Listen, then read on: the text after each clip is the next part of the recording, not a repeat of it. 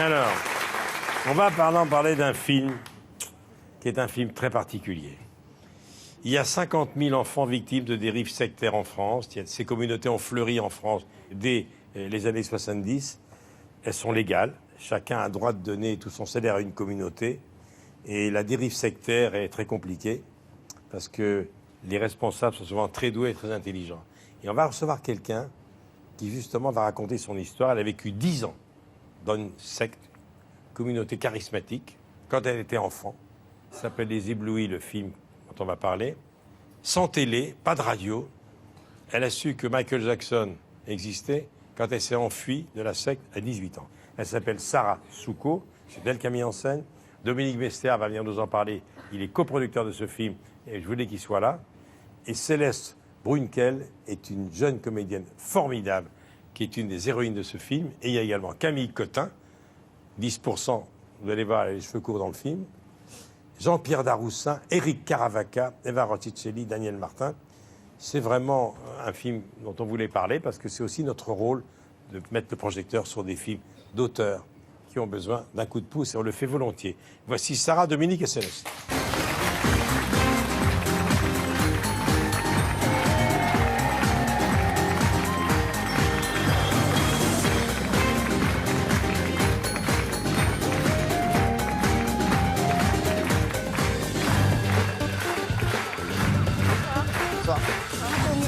Merci d'être là, merci Dominique. Merci chère Sarah. Alors, bonjour mademoiselle Brunkel. Je vais vous donner la parole dans un instant, Céleste, parce que vous êtes éblouissante dans le film. Mais d'abord, évidemment, ce film, dites-vous, Sarah Souko, est dédié à mes frères et à mes sœurs. Vous racontez cette histoire. C'est 10 ans de votre vie qu'on n'oublie pas quand même.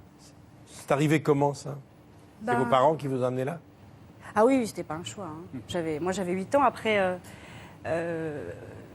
j'ai choisi de raconter... Enfin, quand j'ai voulu faire ce film, justement, j'avais envie de partir de ce qui m'était arrivé parce qu'il me semblait que c'était un sujet très important. Je pense que c'est un sujet nécessaire et fort. Et pas beaucoup traité au cinéma, d'ailleurs. Ça n'avait jamais été traité en France, au cinéma. Et surtout, c'est très particulier parce que quand on pense aux sectes, les gens, ils imaginent le temple solaire, des sectes avec des gens qui se suicident par centaines sur les places. Mais moi, c'est dans une ville. J'étais une église au coin de la rue qui mène à partout. C'est des communautés charismatiques qui sont implantées partout en France. Il y en a beaucoup. Il y en a beaucoup. Voilà. Celle à laquelle j'ai grandi existe toujours. Coupé du monde pratiquement pendant... Alors, pas coupé du monde parce que la spécificité et la complexité de ces dérives sectaires, de ces communautés charismatiques, c'est qu'on est dans une paroisse. Donc on a le droit d'être là. On est allé à l'école, comme je le montre dans mon film, comme ma jeune héroïne Camille, qui est jouée par Céleste, se retrouve au commissariat, elle peut rien dire. Qu'est-ce que vous voulez dire? Au-delà de... C'est pour ça qu'au-delà de cette histoire qui est la mienne, je voulais raconter une fiction qui se passe sur une autre temporalité et le remettre aujourd'hui. Parce que justement, moi, c'est les années 90, mais ça existe toujours. Et surtout, en fait, ce qui est très compliqué, et ce qui, pour moi, rend le film aussi universel, bien au-delà du cadre de la secte, c'est que c'est l'histoire d'une jeune fille qui se bat alors qu'elle voit ses parents s'enfoncer là-dedans et devenir fou. Et qui va finir par s'inquiéter pour ses parents. Exactement, les rôles s'inversent. Elle voit ses parents, sa mère devenir folle, elle voit ses frères et sœurs, elle doit les prendre en charge. Et ses parents qui sont happés par la communauté. Qui sont happés. Alors qu'elle est au collège, les enfants sont à l'école. Moi, j'étais à l'école, j'étais au collège. Et je me suis retrouvée chez les flics plusieurs fois. Et ils me disaient, qu'est-ce qui se passe chez vous? Je disais, je ne veux pas rentrer. Mais vous ne pouvez pas accuser vos parents. Et ça, je trouve que c'est pas, au-delà de la dérive sectaire, c'est très difficile d'accuser ses propres parents. Les Éblouis. Alors, Dominique, j'ai voulu que tu sois là parce que tu es coproducteur du film. Je sais que tu en parleras très très bien. Tu as voulu coproduire ce film, d'abord parce que c'est un sujet important qui n'a jamais été traité en France. Non, ça n'a jamais été traité, mais aussi en même temps, j'ai eu une révélation en voyant Sarah, puisque je l'ai connue comme comédienne, parce qu'elle faisait partie de la bande à Palma, parce que Palma, il y avait son école, où il y avait son laboratoire, Sarah Souko, il y avait Camille Cotin et d'autres acteurs. Et donc, on a fait un film d'après un scénario qu'elle avait fait pour la télévision, qui s'appelait L'Entreprise. Et elle m'a raconté cette histoire et je lui ai dit, mais moi, ça peut faire un film très fort. En 5 minutes, hein. En 5 minutes, quand je lui ai dit que je voulais raconter cette histoire, parce que je lui ai dit, quand j'avais 14 ans et que j'étais dedans avec ma sœur, je lui ai dit, on s'était toujours dit qu'il faudrait en faire un film, tellement c'était fou, tellement c'était fort. Je m'en souviens, il m'a dit, Sarah, on va le faire. Et quand il l'a fait. Quand Dominique dit on va le faire, quand Dominique, il n'attend pas longtemps. On va le faire, ma chérie. Non, mais aussi le truc, c'est qu'en même temps, elle a été modeste parce que des gens, quelquefois, se disent je peux faire de la mise en scène. Alors souvent, les acteurs sont des très bons metteurs en scène. Mais elle a dit je voudrais quand même faire un court-métrage avant pour voir. Et on a fait un court-métrage qui a eu énormément de prix. Et ensuite, voilà, on a eu envie de le faire. Et moi, je suis ravi parce que c'est vrai que j'ai fait plutôt au cinéma des comédies ou 10%. Ah oui, j'avais envie aussi de... Bon, moi, je viens quand même du cinéma d'auteur, mais le cinéma d'auteur, c'est vraiment un film ouvert. C'est ce que j'appelle, c'est un film pour le public, parce que les gens sont très touchés. On l'a présenté dans plein de festivals et ça se passe bien, voilà. Alors, Céleste Runkel, tu joues Camille. Oui. Tu as 12 ans dans le film, la fille aînée d'Éric Caravaca et Camille Cotin. Tu es passionnée de cirque, tu vas à l'école du cirque. Tes parents dans le film sont très religieux et ils vont intégrer cette communauté, la Colombe, dans laquelle ils vont s'investir tellement que ça va finir par t'inquiéter. Alors, raconte-moi, tu viens d'où? Moi, je viens de Paris. Oui. Je fais du théâtre et c'est comme ça que Sarah m'a repérée par des castings. Je viens d'où? De Paris. Parce que dans le film, tu es absolument incroyable. C'est un rôle compliqué pour toi, un rôle difficile. C'est des scènes qui sont des scènes compliquées à jouer. Hein. Ça allait parce qu'en fait, on a fait beaucoup de préparation avant le tournage, de répétition. On s'est beaucoup vu avec Sarah, on a beaucoup travaillé ensemble. Et elle m'a tout de suite mis en confiance, on a tout de suite été très fusionnels. Je pouvais lui dire ce qui allait, ce qui allait pas. Enfin, on pouvait se parler, quoi.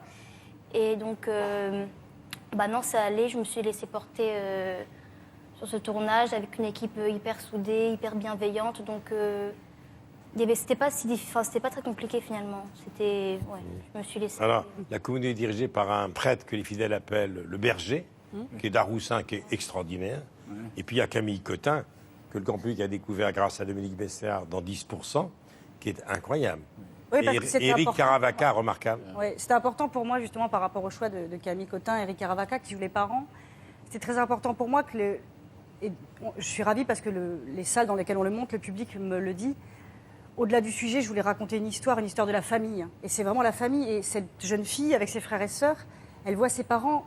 C'est une famille normale. Ce sont des gens qui n'ont pas un milieu social défavorisé.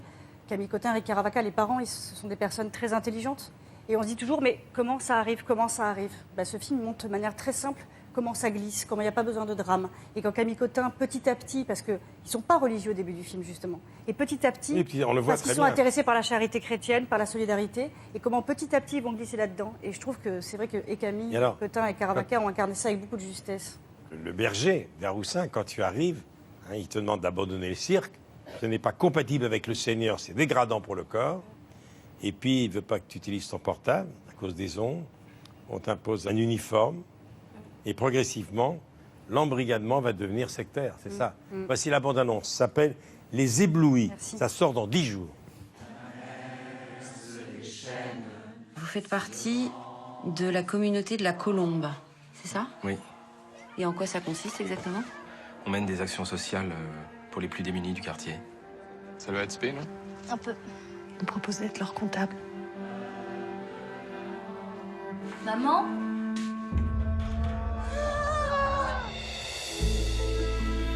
Je m'inquiète pour maman. Tu pries pour elle, le Saint-Esprit l'aide à guérir. T'y crois, toi?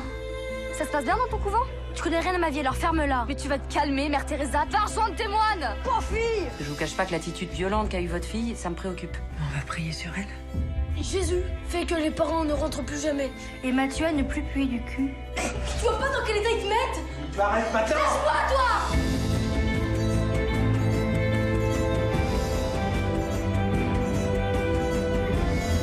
Non mais c'est quoi ce délire? Vous êtes même pas pratiquant. Vous êtes dans le jugement, Jean-Jacques. Mais c'est de la vie des gosses dont il est question, merde! C'est pas normal, Camille. T'inquiète. Putain, mais arrête de faire comme si tout était normal. Fais semblant. Je peux plus faire semblant. Pour sortir, faut qu'on soit ensemble.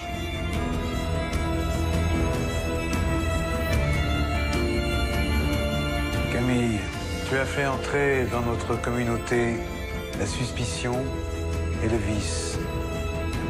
Nous écoutons ta demande de pardon. Non.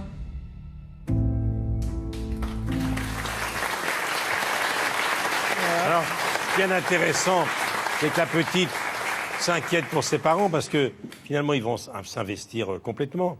La maman s'occupe de la comptabilité, le père fait des lectures bibliques. Ils sont complètement embrigadés et c'est leur fille qui va tout faire pour les sauver de là. C'est ça qui est impressionnant. Bah oui, et c'est vrai que moi j'avais envie de faire un film. C'est pour ça que le titre Les Éblouis, il me parlait bien parce que je voulais pas les illuminer, je voulais un titre lumineux malgré le sujet grave parce que j'avais envie de l'aborder avec le combat que mène cette jeune fille. Parce que je pense qu'elle vit une situation familiale qui est extrêmement compliquée. Mais au final, si on voit le cadre extraordinaire de la secte est présent, mais finalement, c'est une jeune adolescente qui doit, quelque part, reconnaître que ses parents sont maltraitants. Et je pense que ça dépasse complètement même le sujet du film. Beaucoup de gens autour de moi, j'en connais. Enfin, c'est difficile de se dire « mes parents me font du mal, mes parents font des choix ». Et c'est très compliqué parce qu'ils ne sont pas en train de lui faire du mal. Ça ne se voit pas. C'est subtil. Ça glisse, c'est subtil, voilà, exactement. Et c'est vrai qu'à un moment, je parlais avec la brigade des mineurs pour écrire le scénario. Elle me disait, mais les enfants battus, c'est pareil, ils ne le disent pas. Ils sont chez les filles, ils disent, non, maman m'a rien fait. Ben là, qu'est-ce qu'elle peut dire? Donc elle est avec ses frères et sœurs. Et avec ses frères et sœurs, ils essayent de mettre de la joie, ils essayent de s'en sortir. Et c'est vraiment un rapport qui s'inverse, quoi. Mais excusez-moi, on ne peut pas en sortir? Vous n'avez pas signé de contrat? Si. C'est ça que je... Bah, ce qui est très compliqué, et vous verrez dans le film, parce que c'est aussi ce que je raconte, j'espère. Oui. Non, mais c'est vrai que ce qui est compliqué, c'est que c'est... On dit souvent, les gens sont tombés dans une secte, comment ça arrive? Mais on ne tombe pas dans une secte, on y rentre de son plein gré. C'est des gens, et on le voit assez tôt dans le film, ah oui, ils voient cette communauté. Aujourd'hui, on est en 2019, moi c'était dans les années 90. La société est de plus en plus compliquée, on est oppressé, les gens ont peur, donc la solidarité, ça fait envie, le fait de vivre ensemble. Et c'est vrai que c'est une communauté qui a énormément de bons aspects. Leur discours est un discours très généreux, d'ailleurs. Et en plus, il est vrai, c'est-à-dire qu'en vrai, ils font du bien à beaucoup de gens. Après, le problème, c'est comme il y en a certains qui sont malveillants, parce qu'il y a des communautés qui sont formidables. Après, il y a des communautés dans lesquelles il y a des dérives. Et quand je parle, vous avez parlé tout à fait, justement, tout à l'heure, des 50 000 enfants victimes en France des dérives sectaires. Il n'y a pas que l'Église catholique, il y a aussi les témoins de Jéhovah, il y a la scientologie, il y a toutes sortes de communautés. Et j'avoue que je suis un petit peu ravie, parce qu'on a commencé à écrire ce film en 2013, et qu'aujourd'hui, avec l'amalgame sur une certaine religion qui est sans cesse attaquée, je me dis que c'est aussi bien qu'on balaye devant notre porte.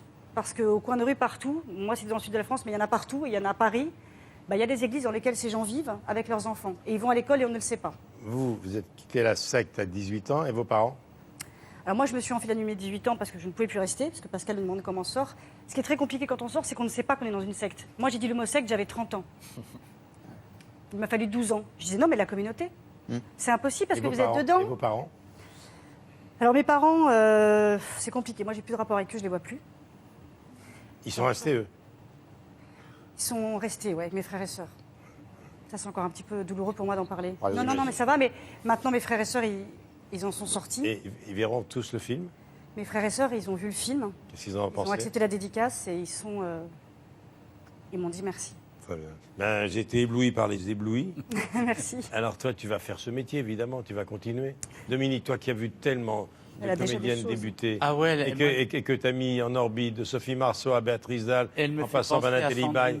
Elle a un côté Sandrine Bonner. Je la voyais là aussi, oui. Elle me fait penser à Sandrine à ses débuts. Tes parents, qu'est-ce qu'ils font? Ils sont pas du tout dans le cinéma. Mon père, il est architecte et ma mère travaille à la mairie de Paris. Quelle horreur.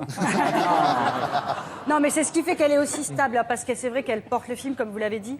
Céleste, elle a une force incroyable. Il y a des scènes dans le film, elle est costaud. Hein. Il y a des scènes très difficiles, oui. Et elle a été incroyable. Tu vas continuer à jeter un œil sur elle, Dominique? Ah oui, mais elle a pas suivre sa carrière. Maintenant, elle est déjà partie. Elle enchaîne avec un autre film. Une série. Qu'est-ce que tu vas avoir un autographe tout de suite? Ah oui, ça va là. Qu'est-ce que tu as fait, Céleste, depuis? Tu as tourné quelle série? C'est pour Arte, ça s'appelle En thérapie, et c'est Pierre Salvadori qui réalise. Ça, c'est bien. Très bien. Le film sort dans quelques jours. Hein. Et il faut lui souhaiter beaucoup de succès. On parle avec Dominique de la télé parce que 10%, c'est un événement. 10% est vendu dans le monde entier? Oui, il est vendu dans le monde, mais c'est vrai. Il est vendu dans le monde entier. Et du reste, il y a des remakes. Là, il y a le remake anglais va commencer. Là, on commence la saison 4. 4, avec beaucoup de guests. Et du reste, Sarah, elle est dedans. Enfin. Il y a beaucoup de guests. Il y aurait des Américains, même. Oh, c'est fou, ça. Wow. Merci beaucoup. Allez applaudir les comédiens des Éblouis. Vous restez là.